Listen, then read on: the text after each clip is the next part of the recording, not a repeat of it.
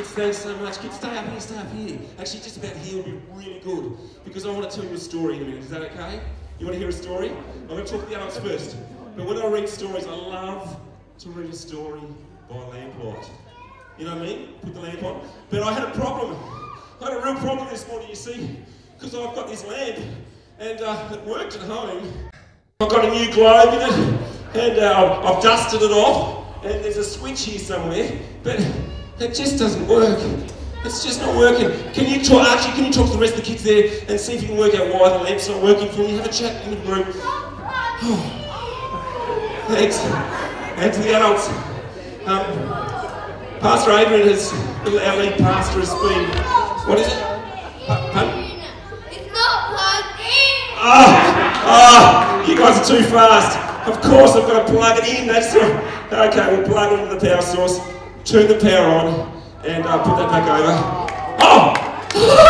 It's working! Oh, thanks guys. Sit down there for a sec. That's awesome. Oh, I'm glad. Archie, you're a clever boy. Must be a Lani or something. From the very beginning, when Pastor Adrian took over City Light Church from Pastor Bernie, he was talking about connect groups, about small groups, about the importance of having discussion and ministry and discipleship and community in small groups. And more recently, after much consideration, prayer and fasting, he has felt that God calls us to run church like we're running right now, a cafe-style church, where we can break away from following the traditions that we've always followed, some of them very good traditions. We're not saying they're not. But what we are saying is we want to start afresh and ask God, where are you leading us as City Light Church at the moment? And there will be a new thing. And we're going to reassess some of the things that we've done for a long time. It doesn't mean we won't ever do them again. In fact, some of them we will. But it will probably be different. Sometimes uncomfortable. Sometimes very refreshing. So City Light Church, I pray, I ask that you bear with us at this time as things are a little bit different, because we really want to know that we're doing things because that's what God's calling us to, not just because we've done it for a long time. And I'm excited, but to be honest, I'm trying to make it work. I'm the kids pastor and I see all these gorgeous kids here, and I think, how can we make sure it works? Because I know Adrian's heart is to have conversation across generations, have the kids involved, and I know what has worked in the past. And so in my own mind, I'm trying to make this work, and I know I'm not the only one. I feel like there's a lot of people here who are trying to make things work. How can we make sure that this can all happen and work together? But I think we're doing it in our own strength. And then I found a very simple children's story, which I'm going to share with you guys in a minute, which really links into what Pastor Adrian's been saying for the last 3 weeks. And it's based on following the Holy Spirit's prompting. It's based on an illustration that Jesus told. And Jesus tells important things. And it's based on an illustration in John 15, verse 1 to 8. So kids, are you keen to hear the story? Kids, are you keen to hear it? Yeah? Not really? Oh, Elijah, that's unusual. And they've worked out, of course, why the lamp didn't work. So before I start, kids, do any of you know, this is a bit hard, I might need some kids that are out there as well to help. Do you know what the fruit of the Spirit is? Does anyone know what the fruit, you know what? You forgot. Yeah, it's hard to remember sometimes. It was up on the screen this morning before. Does anyone know what the fruit of the Spirit is? Can you tell me some of them? What's the first? Oh, you do, Archie. Oh, yeah, it's fruit of the Holy Spirit. Good. Love. Joy. Peace. Have you heard of those ones? Patience. Can you say patience? It's a hard word. Patience. Yes. Love, joy, peace, patience. I always skip 2 of them, so I'm going to make sure I don't. Kindness. Kindness, well done. Your mum knows very well. She's a teacher. She's all over it. Can you say goodness? Goodness. Can you say faithfulness? Faithfulness. Good. Can you say gentleness? Gentleness. Well done. And can you say self-control? Oh, no, you can't. Can anyone say self-control? Self-control. Good, excellent. Which of these things, kids, do you find easy? Do you find any of them easy? Is love easy? I know there's a lot of love in my family with the boys. Yeah, joy's easy. Do your parents ever say, Show a bit of self-control, Tyrone. Do they say that? Yeah, your mum says that? Yeah, I can see Gabby saying that sometimes, I'm pretty sure. Does your parents ever say, be patient, Archie? We'll get to Derby soon, be patient, on a 4.5 hour trip. Do your kids ever say, be gentle with your brother, Micah? Do they say that? Yeah. So, self-control, patience and gentleness is not always easy.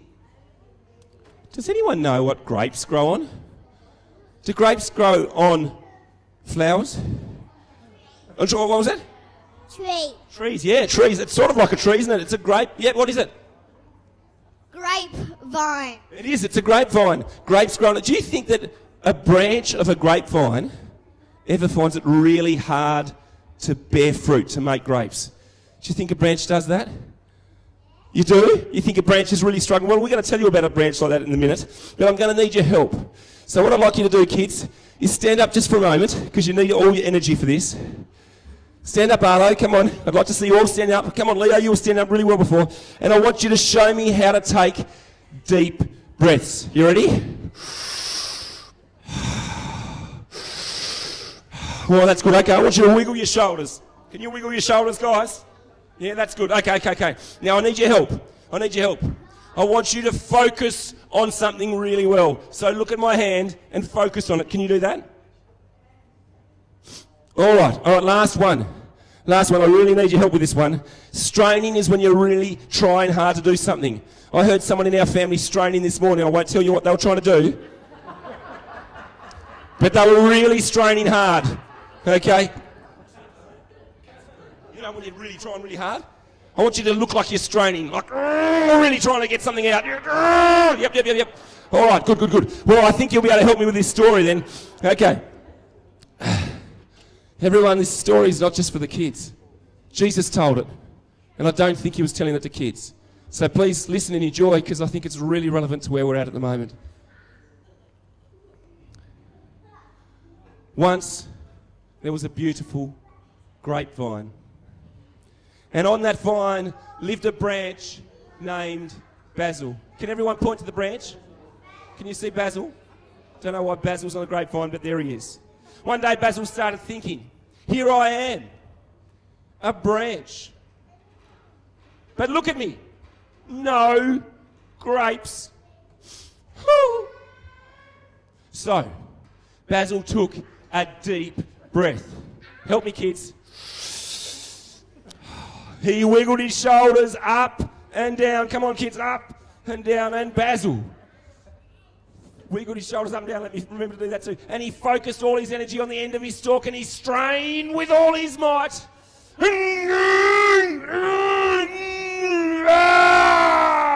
Puff, puff, puff.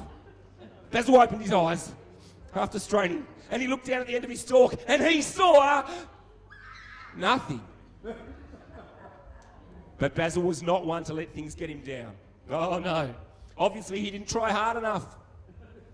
I'll try harder, he says. If I work longer, I will produce some grapes. So Basil looked down, and he took 2 deep breaths.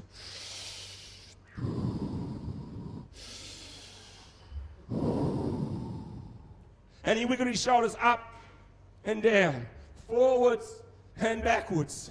And he focused all his energy on the end of his stalk, and he strained with all his might.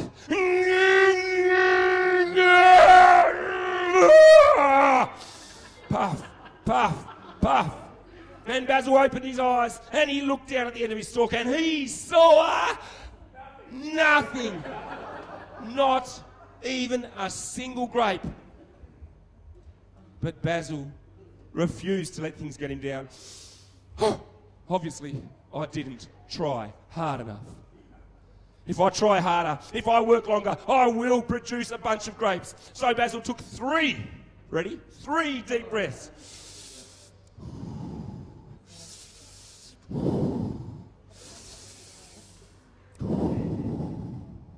And he wiggled his shoulders up and down, forwards and backwards, from side to side. And he clenched his teeth. And he focused all his energy on the end of his stalk, and he strained with all his might.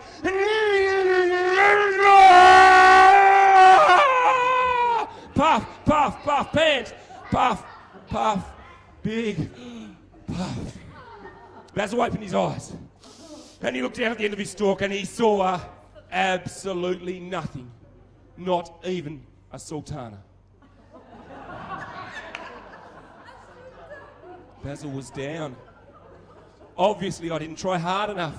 If only I'd tried harder. If only I'd worked longer. If only I'd walked up more of a sweat. Whoops. Whew, it's hot up here. I would have produced a bunch of grapes. Hi, Basil, said a voice. Basil looked over his shoulder to see who was interrupting his moment of despair. Who are you? Asked Basil. I am the vine, said the vine, and you are the branch. Stop straining and just stick with me.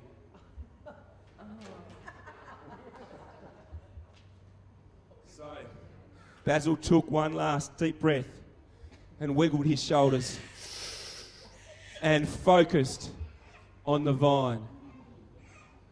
And when summer came, there on the end of his stalk was a beautiful bunch of grapes. Kids, what was the secret for Basil producing fruits? What did he have to do? Wait and focus on the... What did he have to focus on? The grapes. Well, the grapes, not quite close to the vine. Jesus said, I am the vine. Jesus is the vine, and you and me, we're the branches. So what do you think is the secret for us producing fruit? Yeah, what do you think it is? Grape. Yeah, we want to produce something like grapes, but we're thinking spiritual fruit. We're thinking a church that works. We're thinking a cafe service that works. We're thinking self-control. We're thinking peace, patience, kindness, goodness, gentleness. How do we do that? How do we become more gentle? Elijah, is it by trying really hard to stop being rough? Is that how we become gentle? Or do we focus more on Jesus and ask the Holy Spirit to help us? Focus more on Jesus to help us. Yeah, absolutely. Absolutely. Micah, birthday boy soon. How do we become more patient? Is it by trying really hard to wait our turn? Or do we focus more on Jesus and ask the Holy Spirit to help us? You just wait. Focus on Jesus and wait. Ask the Holy Spirit to help you and wait. And how do we learn more self-control? Is it just by trying really hard not to overreact? Or do we focus more on Jesus and ask the Holy Spirit to help us, Archie? Put his hand up, wave. The Holy Spirit to help. Oh, you champion. You're right. And I think adults, that's not just for the fruit of the Spirit. I think it is for the fruit of the Spirit. I think that's important. But a lot of things I think we're trying to do in our own strength. The chapter just before this, Jesus used the illustration of the vine. Just before that, good boy, you are a big boy. He said, we will achieve the same and even greater things than he did if we love him and obey his commandments. Did you hear that, adults? Greater things than Jesus did. In a minute, I'll give you a go. In a minute. Jesus said he would, if we ask anything in his name for the glory of God the Father, and that God would send his Holy Spirit to help us. This is the chapter before he used this illustration. This is the very Holy Spirit that Pastor Adrian has been speaking about for the last 3 weeks. The most important commandment Jesus tells us is to love the Lord your God with all your heart, soul, and mind. I keep thinking back to the story of Mary and Martha as well. Guys, the most important part of every day is to ensure we're plugged in and focused on God. Kids, you're going to need this trick. I'm telling you a trick. The biggest, most important thing is time with God. Connect with the vine. Just like the branch stays connected to the vine, just like the lamp stays connected to the power source. If we want to see things happen, we must stay connected to God. How can we connect with God?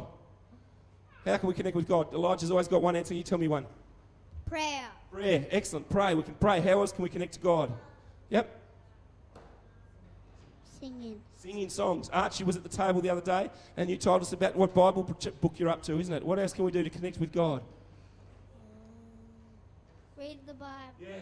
The Bible, they're the obvious ones. Going to church, obeying God. It's very important. Listening to people who teach about God. Taking communion.